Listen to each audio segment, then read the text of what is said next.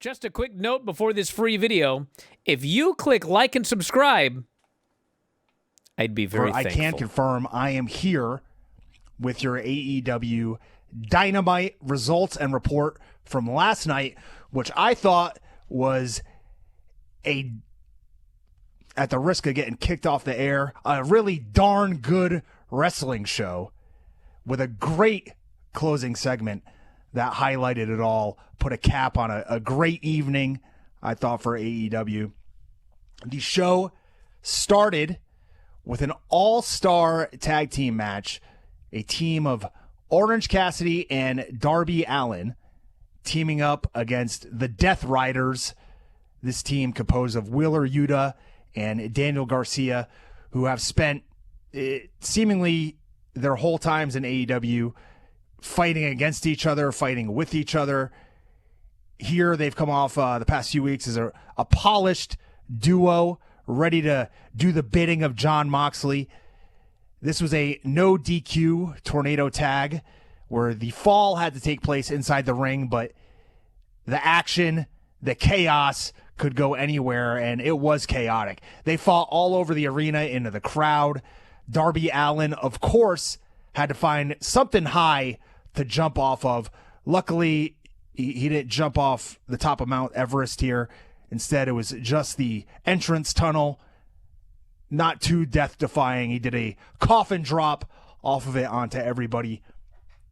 They went back to the ring, and eventually, Wheeler Yuta was locked in the Scorpion Deathlock by Darby Allin. And after a short struggle, just long enough that you could put two and two together, that much like his mentor, Jon Moxley, Yuta was going to be forced, and he then chose to tap out at the hands of Darby Allin's Scorpion Deathlock.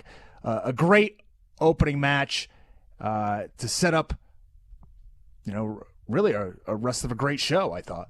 So Don Callis was backstage. He was talking about the upcoming Don Callis Family Summit, which will take place later tonight, trying to smooth over the friction between Kazuchika Okada and Konosuke Takeshita.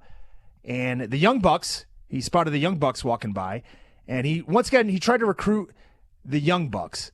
He said, look, I know that you said in the past you don't want to join the family, but that was before all this stuff started happening, and people are trying to make you guys look like idiots. So he says, hey, why don't you guys head to the ring? I prepared something for you. So as they walked to the ring, Callis started doing a big introduction for them, putting them over, the greatest team of all time. Then they hit their pose. They got an absurd amount of pyro before the four-way tag match that they were involved in. This match, a four-way tag for a shot at the AEW tag titles, currently held by Brodito, and the winners will get that shot at Full Gear. My notes say this match was all over the place, and I mean that in the most complimentary way possible.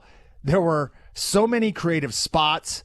There was a spot where, and we've seen this in the ring before, where Mike Bailey or somebody else will get somebody on their shoulders, and Kevin Knight will leap up and give them a drop kick, a standing drop kick. They did this from the apron to the floor onto everybody. That was awesome. They did a bunch of dives to the outside, and then Kevin Knight went up top like he was going to dive onto everybody, but instead Dax suplexed him off the post onto everybody. That was another great spot. At the end, Kevin Knight hit a spectacular twisting UFO splash, but FTR grabbed a hold of him right away, gave him the shatter machine. They got the win, and they will move on to face Brodito, the team of Bandito and Brody King, at the Full Gear pay-per-view.